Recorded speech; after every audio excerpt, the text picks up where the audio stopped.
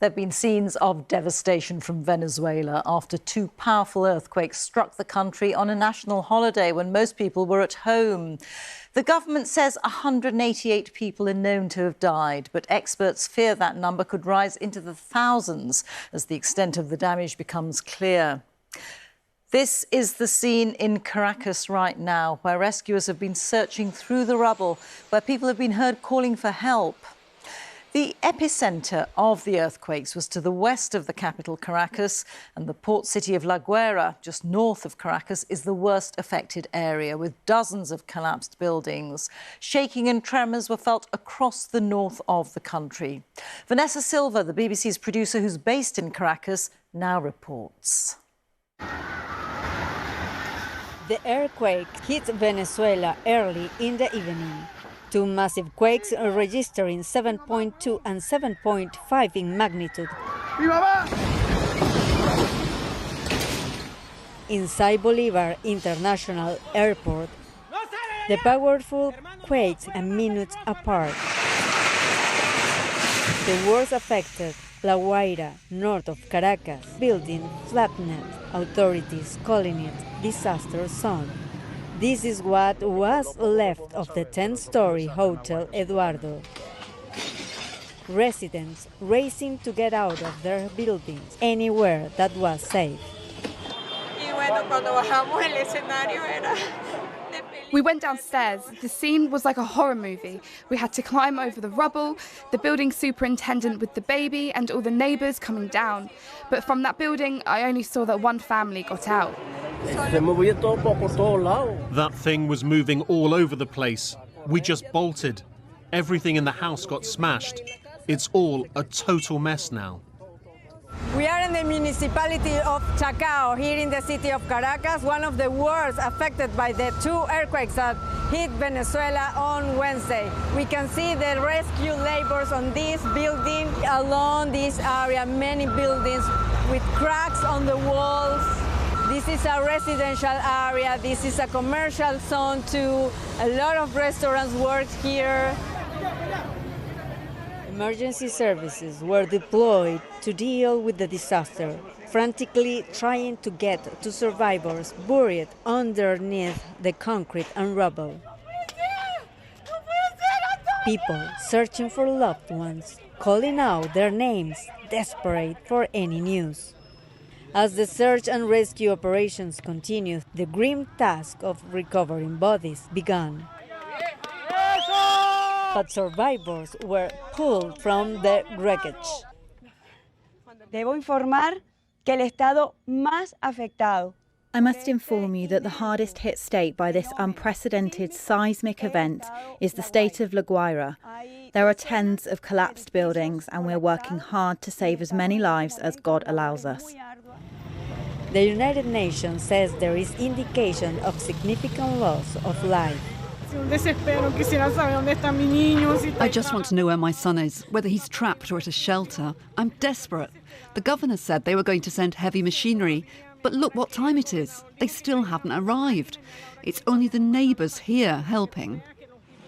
Last night, Venezuelans were celebrating a national holiday together.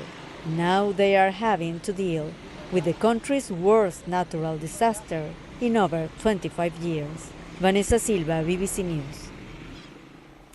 Well, the earthquakes were powerful and happened within 40 seconds of each other, measuring 7.2 and 7.5 in magnitude.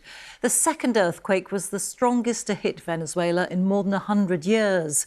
Both quakes were very shallow, meaning their effect on the ground was more intense and caused more damage. Our science correspondent Palab Ghosh explains. Concrete and steel torn apart in seconds, apartment blocks razed to the ground, and a city left devastated. But what makes a quake this destructive? The answer lies in three things: where it struck, how deep it was, and what was built on top. The earthquakes were right on the boundary of where the Caribbean and South American plates slide alongside each other. It was a sudden rupture along this boundary west of Caracas that unleashed the shocks. The first measured 7.2 on the magnitude scale, quickly followed by the second at 7.5. That seems like a small increase, but actually released 3 times the energy. These are both big shocks.